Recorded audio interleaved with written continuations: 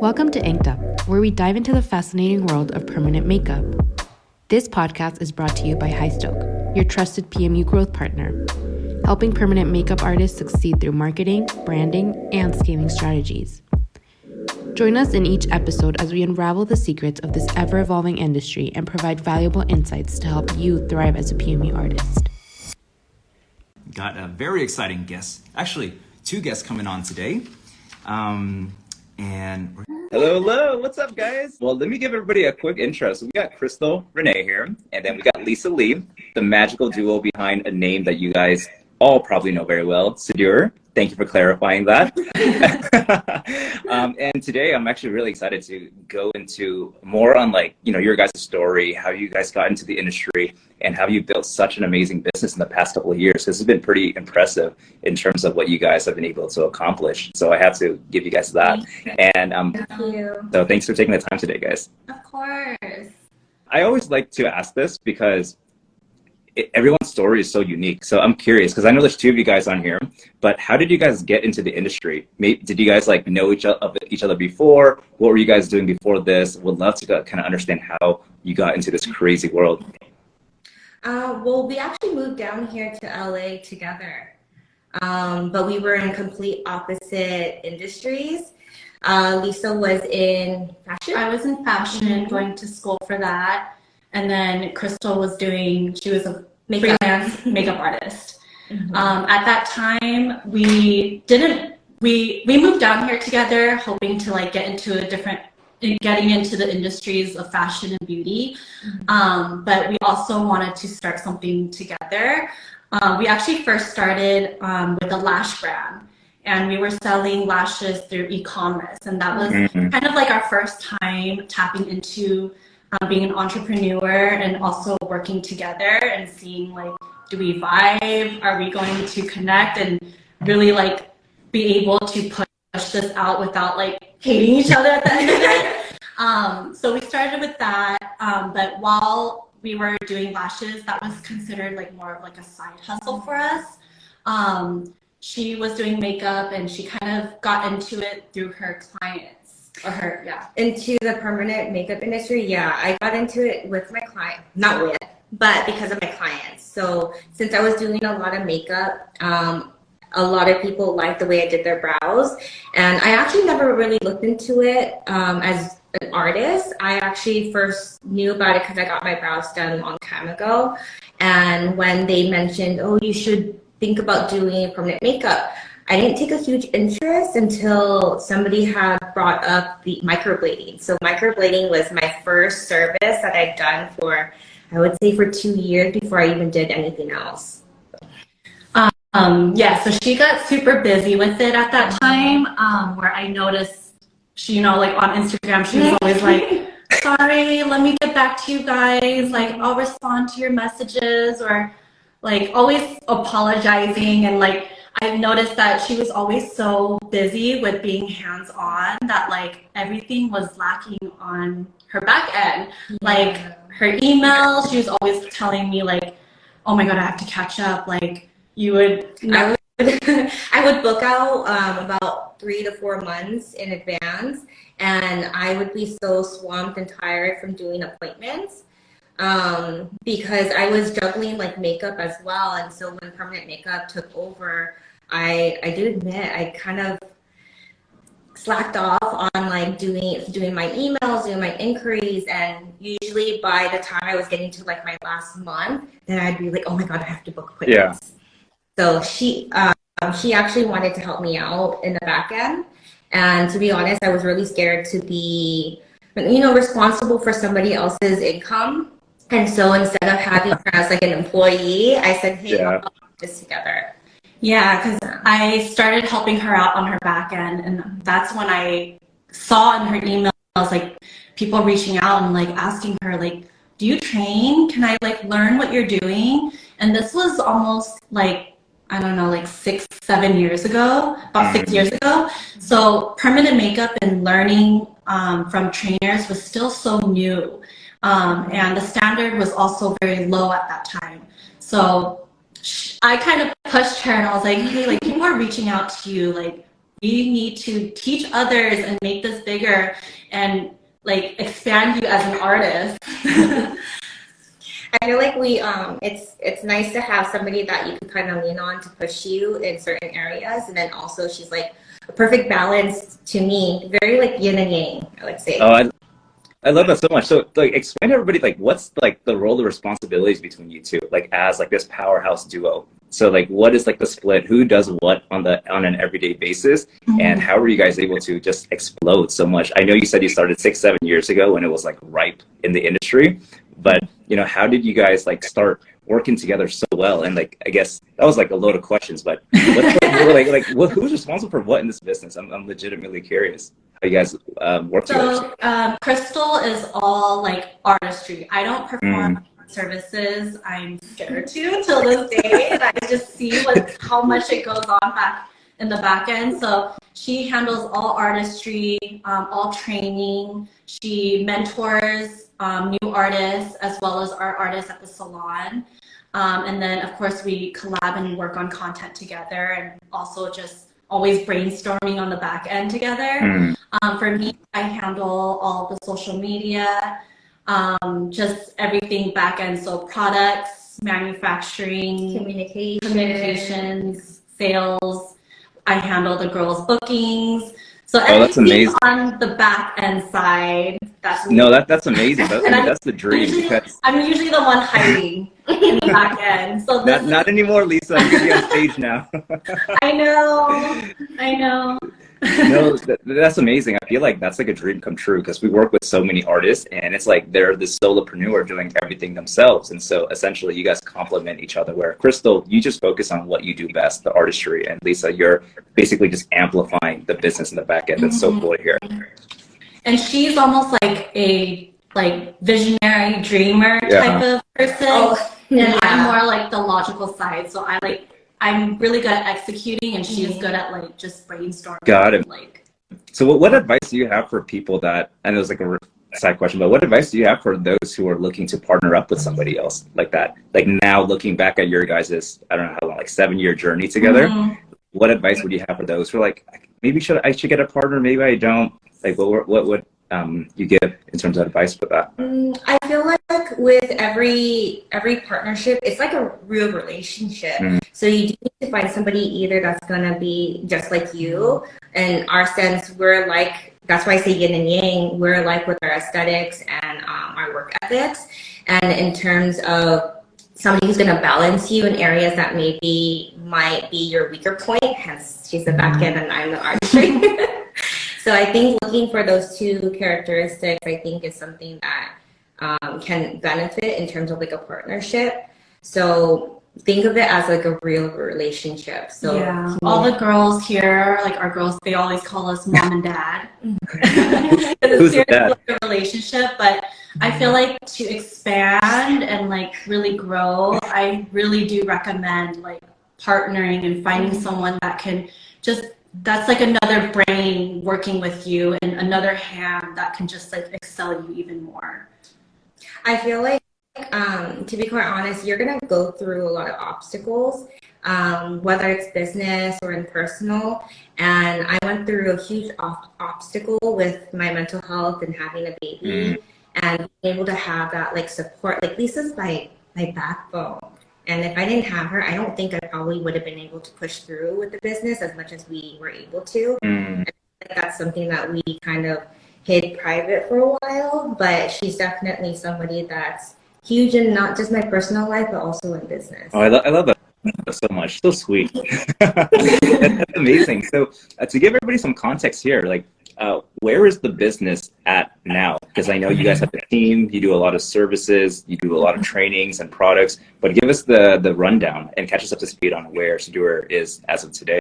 Because it's amazing to see how you guys have grown over the years. Thank you. Thank you. So right now we offer services.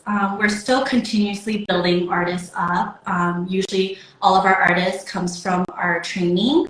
And then we are still offering training for nano shading and lip blushing.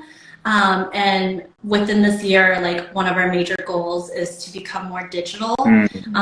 We have such a strong presence on social media. We want to be able to cater to people that can't travel to us, because traveling is a lot of money, and also not everyone can travel due to their backgrounds or whatever they're going through. One of those things is actually we've helped mentor artists, them being new or current artists, but they're actually tapping into helping like those who are seasoned artists to help them evolve more. And so we want to provide mentorships in the future for not just new artists, but also current people in like the business side of things.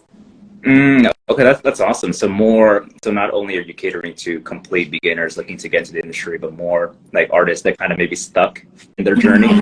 Yeah, because everyone's so focused on teaching new artists, which is very, very important. But once you become an artist, what's next? Like, how do you scale? How do you evolve as an artist? So that's one of our goals too, to like help give more direction, either with their techniques or back end, because we've gone through a lot of experiences with having, people under us, the salon portion, and of course, like if people want to get into training too. Got it. We're gonna dive into that in a second, but going back to artists who are new, obviously you're training new ones. What piece of advice do you have for people who are looking to get into the industry in 2023? Just because I'm sure it's so different compared to when you guys got in, and like you were saying, the standard was so low, but now there's a lot of, I hate to use the word competition, but there's a lot of options out there. Yeah. So what piece of advice do you have for those who are looking to dive into the industry? Advice is, I feel like once you put in your investment, I feel like don't take that lightly. Push yourself to continue, and don't think of like any obstacle that's a failure. Don't think of it as a failure. I want others to think of it as a learning lesson, ways to improve and grow from, because a lot of people do encounter obstacles, which it becomes like a negative mindset. And I want them to think of it as like a positive, like ways to help them improve. Because we never had mentorships, we did lots of mistakes, and like going through those mistakes is very painful in the moment.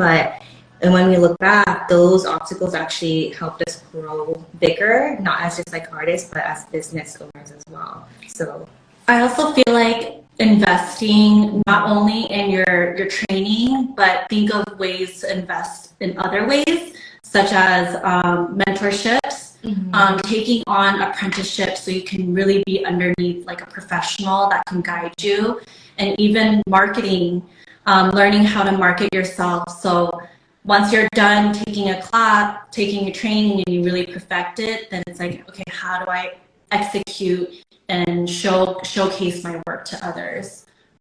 I love that so much. That's such a refreshing perspective, Lisa, because people always think that, oh, I'm not getting clients, so let me just go get another certification. When the angle should be actually, hey, like let's learn how to put my name out there and get people to want to buy from me. So that's really refreshing to hear from you.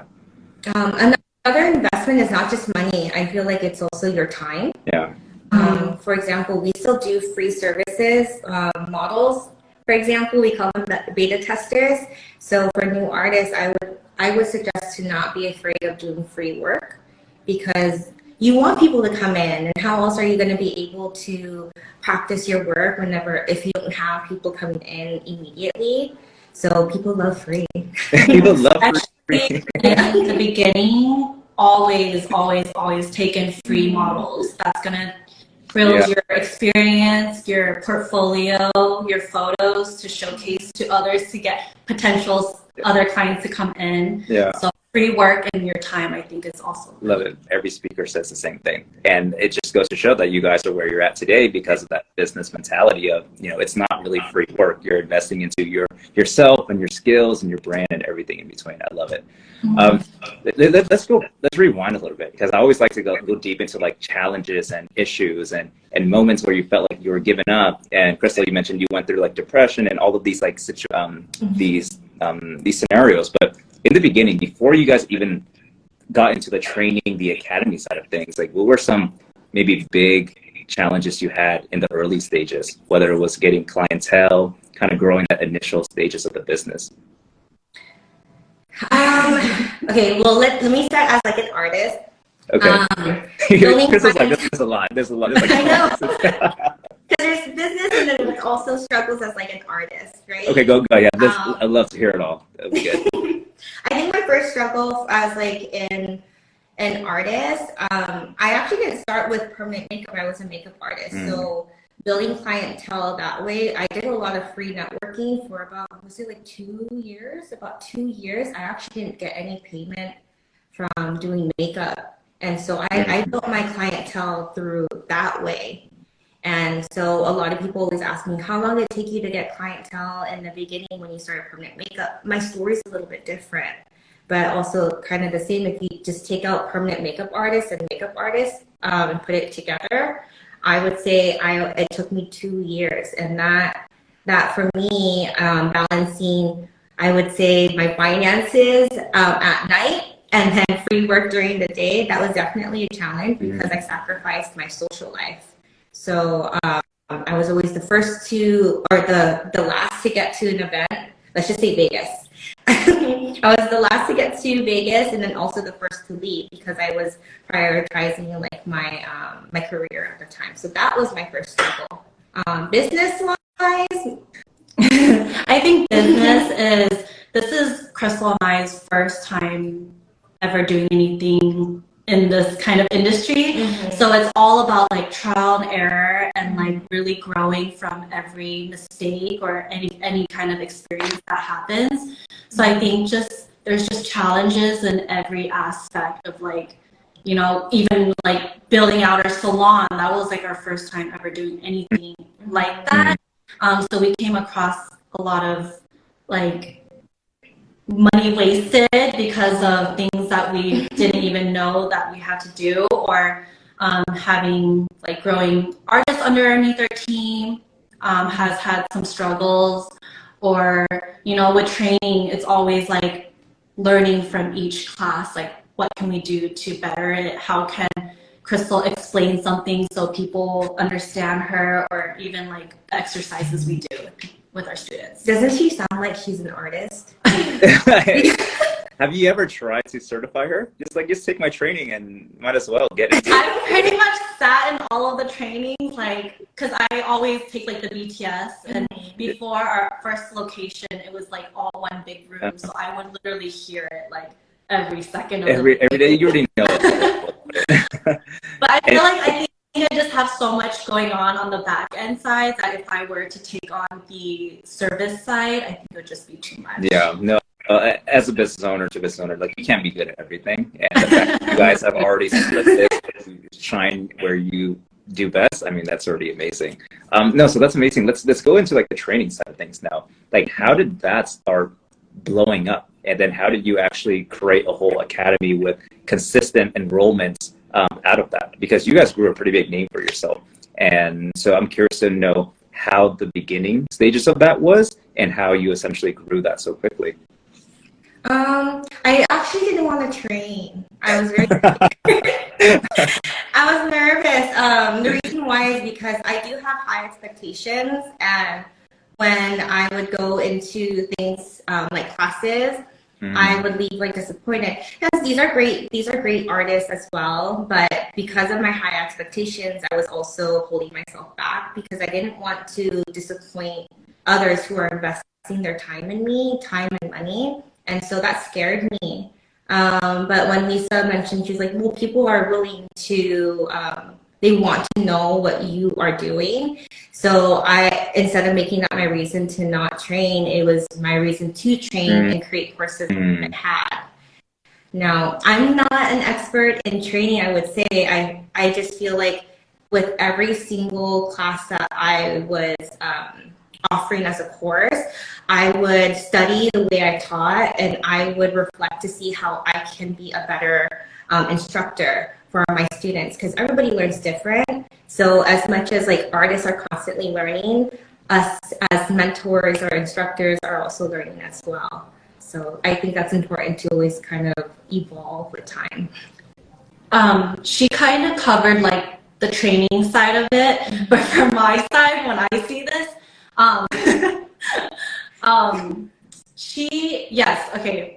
where was I going? Oh, in the beginning, We actually offered, well, the business side of it. We actually offered like one-on-one training in the very beginning. That's kind of how we grew it. One-on-one training and also like free training as Really? well. Free trainings in the beginning. Yeah. We're all Wow, that's the about first time I've heard that. That's testing, amazing. models, Yeah. everything. So during those times when we're just gaining experience, because we didn't know what, like this was our first couple classes, we wanted to make sure that like everything was on par, that we're hitting all the spots. In the beginning, like I was documenting everything, and I was basically saying like every moment is like a moment to market this class and like what we can offer. And at that time, I was like thinking, okay, we have to paint like this vision of like what we want to portray to our students. And I think just being really consistent with posting and creating content to showcase like what we can offer to these people, it kind of just grew very organically. And Krystal did have a solid following at that time too, where people did know her as Krystal, and she had people asking to train, so it kind of did help with the growth of the academy as well. I think also when we first started, we were actually comparing ourselves to other people. We were like, how are they doing it? What should we do?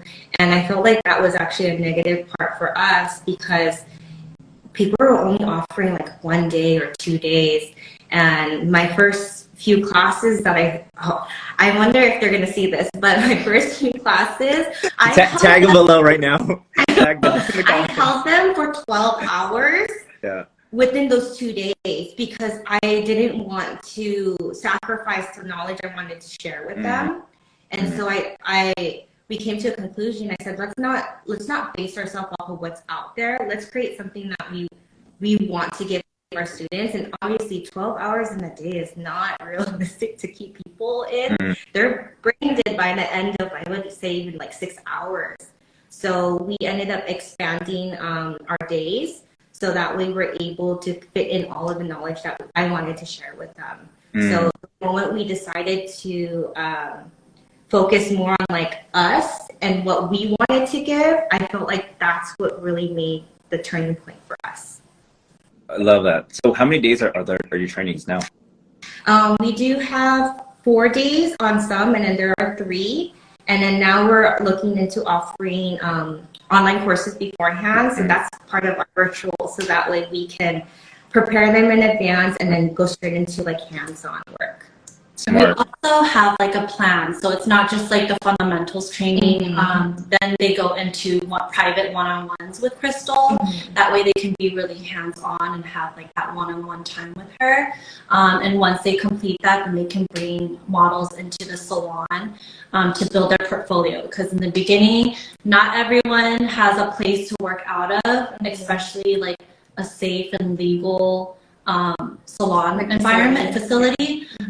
So we created like this plan for them to have to start their journey. Oh, that's amazing. So it's not just like fundamentals, it's like how to jumpstart your career. After you learn the fundamentals. Giving them like that space to do so, and even like some students come in and just like practice at the facility, and just have like a place that's keeping them accountable to practicing. No, I love that so much, because we work with, again, like thousands of artists around the world, and one of the biggest things is that many people, they take their trainings and they're like, well, now what? And so I'm glad that you guys are actually trying to solve that issue. You guys as trainers and have scaled your academies to where it is today. I guess what question for Krystal and question for Lisa, like looking back at the past couple of years of you being a trainer, what's one thing you would have done differently, knowing what you know now from the trainer perspective? And then I'll ask you, Lisa, from the business perspective. Well, I think I answered it earlier, where not to base your course to everyone else and what everyone else is doing, because that backfired on me, where I wanted to keep them 12 plus hours in a day. We actually have one of our artists was in one of those classes where we kept them in for such a long time. And I just remember seeing her on the couch in our waiting room, and she was just like Good.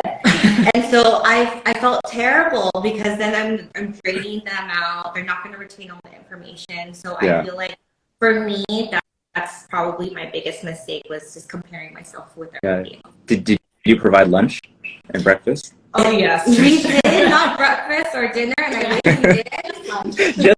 just one meal for 12 hours. I know, but we weren't prepared. We didn't think we were gonna keep them for 12 plus hours in a day. It's okay. At least you guys provide food. We've heard some horror stories, so good for you. And then how about you, Lisa?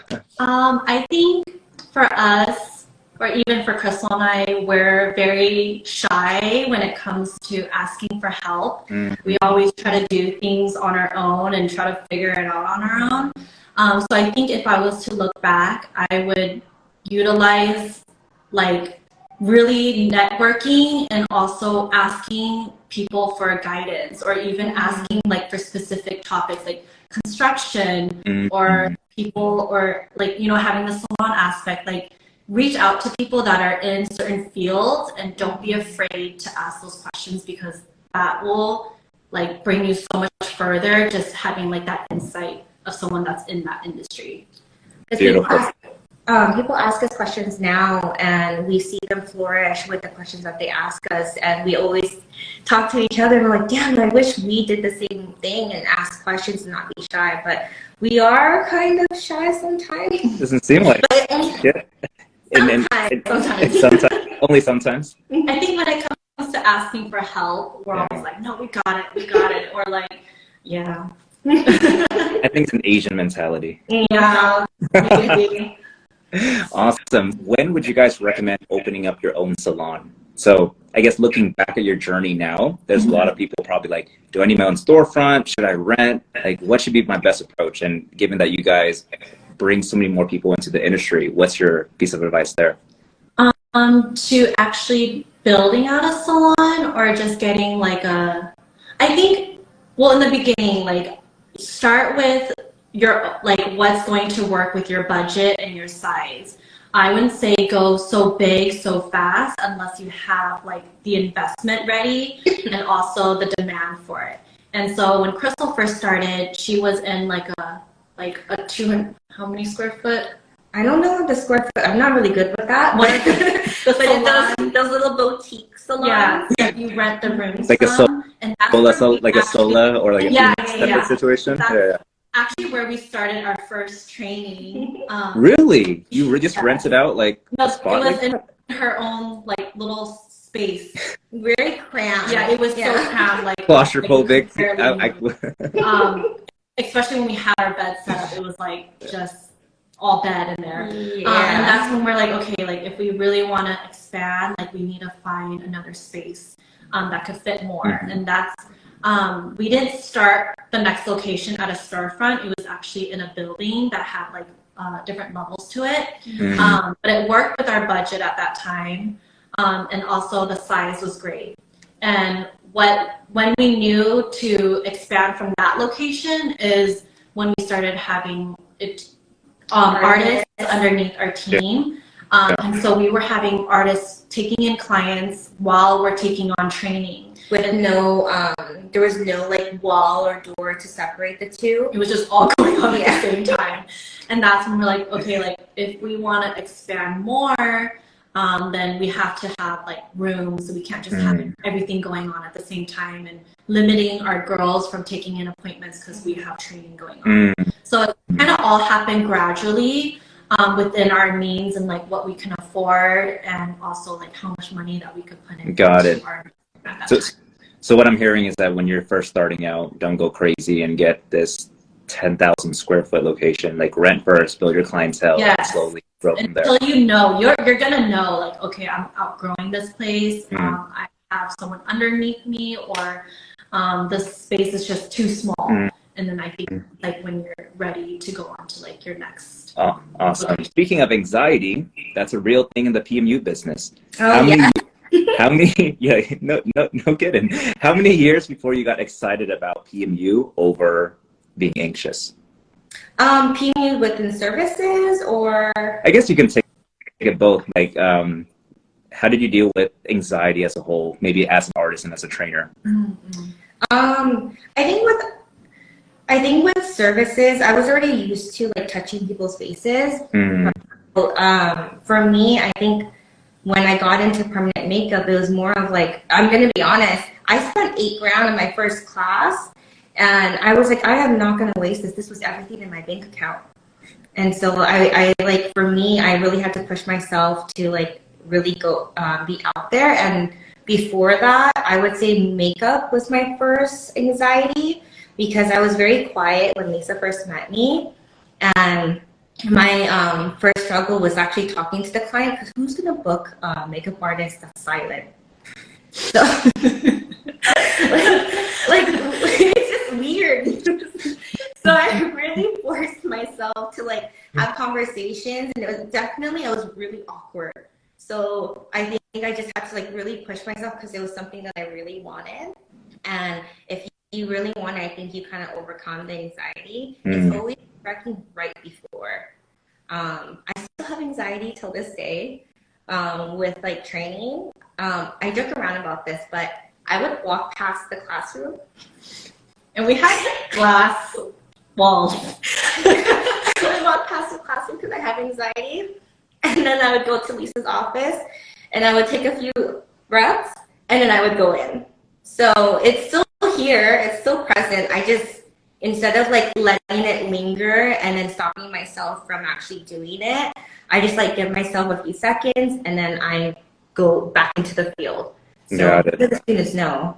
They do love that so much. Like I feel like every entrepreneur, or most entrepreneurs I talk to, like the anxiety, it actually never goes away. You just learn how to manage it a little bit better, and you're just like, you know what, I just have to do that. And it's sometimes really simple, right? It's like, oh my God, there's a lot of people in this room, but once you walk in, you talk about what you do best, and it all kind of goes away. Go ahead, Lisa. Sorry to interrupt. No, I think it's just the more you do it, the easier it gets. Yes, and like exactly. The more you just force yourself and push yourself, like that's all you can do. And as you like overcome one appointment and one client, then you're like, okay, I can do it again. And then eventually I think you grow like used to. Yeah, then it becomes very natural to you. So it won't come natural if you're just allowing the anxiety to take over and not ever doing it. Yeah. You kind of like force yourself. Just do it. Love it. When did you give up makeup artistry and go full force into PMU? So I went full force actually in a span of, I would say like three to 6 months. I was very lucky to be able to I already had a following on social media, and I was very fortunate to be able to be networked with a lot of influencers as well at the time. Hence, Lisa was one. And so when I got really busy, makeup industry back then, I didn't know my schedule maybe 2 to 4 months out. And then it was always a question if I was going to get booked. I still got booked, but it was just nerve-wracking feeling like I don't know if I'm going to make money the next month. And so when I got really busy with permanent makeup, I just decided to focus on something that was a little bit more consistent for me. And I ended up just taking the switch. I still miss makeup though. Yeah. Well, it's time to upsell some clients. Hey, I'll get you in this weekend for a makeup session. Awesome. Last question that just came up. What kept you going if you had that moment that you want to give up? I think that was a good question. I think that's a good closer to all of this. Some last motivation for everybody watching this. There's a lot of moments where we were kind of scared. Let's talk. I think something that's very easy is like COVID. I think what pushed us because we had support. I feel like surround yourself with people who are going to support you, whether it's going to be like a permanent makeup industry or maybe somebody that was in like your class, because you guys are in it together. I was lucky enough to have Lisa by my side, and whenever she had doubts, I was there to kind of help her get out of the negative mindset, and then it was vice versa as well. Even with my work, I still doubt myself with my work if it's like good enough. Really? At this point? Yeah, I do. Good to hear. That's really refreshing to hear. I love it. And she's the one that's always like, no, it's good. And I would hold myself back a lot. Let's just say like about posting work that I've done.